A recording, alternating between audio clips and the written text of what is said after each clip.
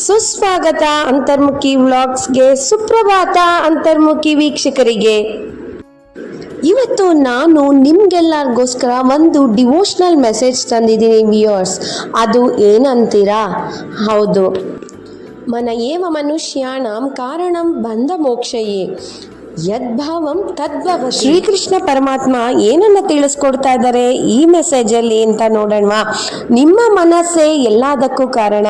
ಹೌದು, ನಿಮ್ಮ ಮನಸ್ಸನ್ನ ನೀವು ಶುದ್ಧಿಯಾಗಿ ಶುಚಿಯಾಗಿ ಇಟ್ಕೊಳ್ಳೋದ್ರಿಂದ ಅದು ನಿಮ್ಮನ್ನು ಮೋಕ್ಷಕ್ಕೆ ದಾರಿ ತೋರಿಸುತ್ತೆ. ಅದೇ ನಿಮ್ಮ ಮನಸ್ಸು ಸ್ವಲ್ಪ ಕಲುಷಿತಗೊಂಡ್ರೆ ಅದು ಬಂಧನಕ್ಕೂ ಒಳಗಾಗ್ಬೋದು. ಬಂಧನ ಅಂದ್ರೆ ಏನು ಅಂತ ಯೋಚನೆ ಮಾಡ್ತೀರಾ?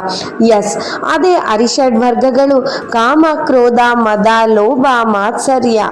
ಎಸ್, ಇದು ಎಲ್ಲಾನು ಸೇರಿ ನಿಮಗೆ ಬಂಧನಕ್ಕೆ ಒಳ ಮಾಡುತ್ತೆ. ನಿಮ್ಮ ಮನಸ್ಸು ಇದೆಲ್ಲದ್ರಿಂದ ಕಲುಷಿತಗೊಂಡಾಗ ಅದು ಬಂಧನಕ್ಕೆ ಒಳಗಾಗುತ್ತೆ.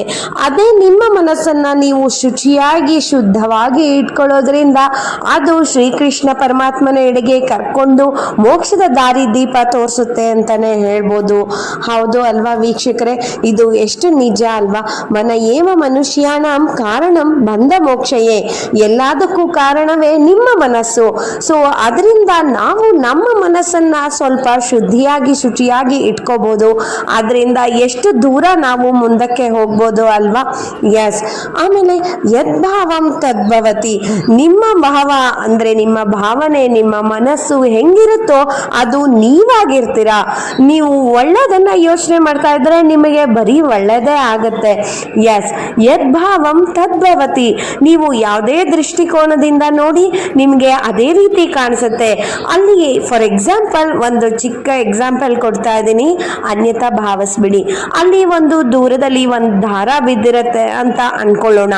ಆ ದಾರನ ನಿಮ್ಮ ಮನಸ್ಸು ಹೇಳುತ್ತೆ, ಓ ಅಲ್ಲಿ ಹಾವು ಕಾಣಿಸ್ತಾ ಇದೆ ಅಂತ. ಸೊ ಆವಾಗ ಅದು ನಿಮ್ಗೆ ಹಾವು ಅಂತಾನೆ ಅನ್ಸುತ್ತೆ ಅಲ್ವಾ? ಸೊ ಅದು ಹತ್ರ ಹೋಗಕ್ಕೂ ಇಷ್ಟಪಡಲ್ಲ.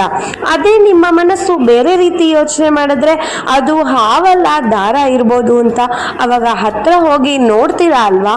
ಎಸ್, ಇದೇ ವೀಕ್ಷಕರೇ ಯದ್ಭಾವಂ ತದ್ಭವತಿ.